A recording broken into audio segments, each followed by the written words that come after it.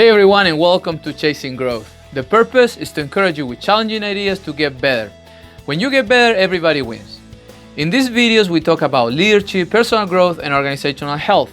And today we're going to talk about the burden of making decisions. But before we do that, do me a favor, please subscribe, tell your friends about Chasing Growth, and help us to keep growing.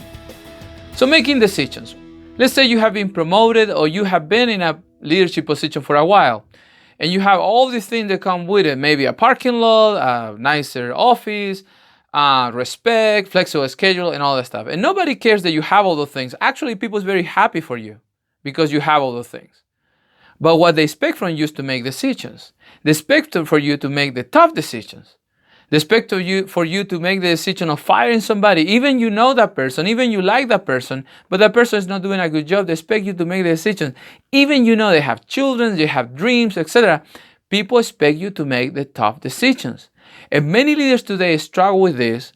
And I believe there's two primary reasons. The first reason have to do with this experience in the past about decisions. So in the past, you made a decision and the outcome wasn't the best. And you tend to blame the decision. But let me ask you this. Did you decide something the best you know how with the information at the moment that you were able to obtain? Were you able to decide that you were not breaking any moral law, you were not breaking any law, you were not doing this in a selfish way? You were really genuinely looking for the best of your group, for the best of the people who's following you in the company, and you made a decision. Maybe the outcome wasn't the most popular.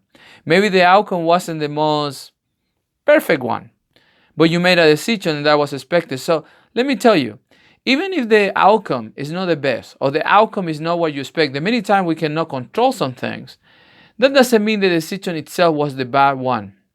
And so you got to be careful with that, because when you start thinking that you made bad decisions, you're going to stop making decisions, so you're going to stop leading.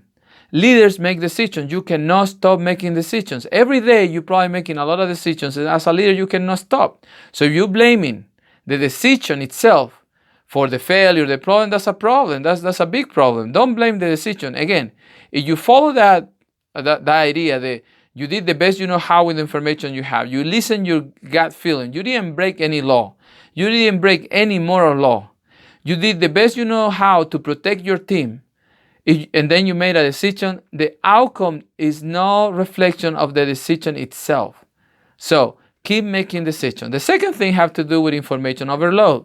Many leaders want to be 100% sure all the time to make a decision, and that's not reality. If you wait to make a decision when everything is perfect, you will never make a decision. And again, as leaders, we're expected to make decisions, even when they're difficult. And what happened? We have information overload. So we have access to everything today with the internet. We can hear and listen to stories from other people going through the same thing, and we believe that's the same thing that's going to happen to us, and we keep listening and researching and researching and researching, and then we have way too much information. We are lost in information, and we cannot make a decision. And again, people expect you to make decisions. So if you're in that place with information overload, and if you don't know what to do with some information, you have to remind yourself, you have to make decisions. That's what people expect. So set a deadline. Listen your gut feelings and make a decision. Don't keep putting up that decision that you have to make. So keep moving forward and make decisions. So those are the two things that I believe leaders are struggling with related to making decisions. And again, leadership, many of us want to be in leadership positions. We desire the idea to lead people. But you also need to understand that leadership comes with that burden of making decisions, come with the burden to making difficult decisions, and people expect you to make those decisions. So if you are in any of those places where you are blaming the past decisions, that you think you're a bad decision maker because you made a decision and the outcome wasn't the best, let me tell you, that's not true. Maybe the next time you're going to make maybe a little wiser decision, but you have to make decisions to learn to make decisions. And finally, if you wait for things to be perfect to make a decision, you will never make a decision. You cannot wait for things to be perfect 100% all the time. You have to listen your gut feeling, and you have to set up a deadline and make the decision. Why? Because people expect you to make decisions. You are the leader, and you have to get the courage and do it. So I hope that helped you today.